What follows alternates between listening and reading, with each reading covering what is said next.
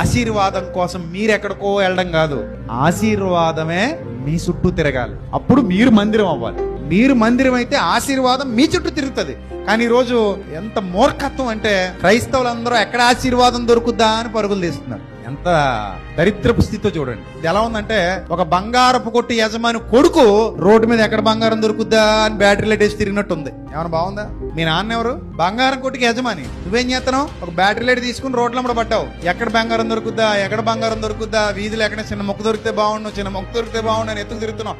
అక్కడ మీ నాయన ఏమో పెద్ద కొట్టు పెట్టి వచ్చిన వాళ్ళందరికీ అమ్మి పడేస్తున్నాడు. ఆయన కొడుకువా నువ్వు? ఒక్కగానొక కొడుకువి లేదా ఒక్కగానొక కూతురివి. అది మర్చిపోయి ఎవడు ఎక్కడ చెప్తే పలానా నల్లమంది సొంతలో ఉందంట, ఆ పరిగెత్తికి వెళ్ళిపోతావు.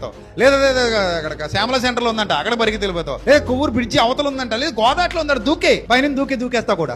కానీ ఆలోచించవయ్యా, దేవుని కుమారుడివి, దేవుని కుమార్తెవి, నువ్వే మందిరానివి అయితే అసలు నువ్వు నిజంగా దేవుని సత్యం విని విశ్వాసమందు స్థిరులుగా కదలని వారిగా నిలబడితే ప్రభు ఏమన్నాడు ఆమెతో?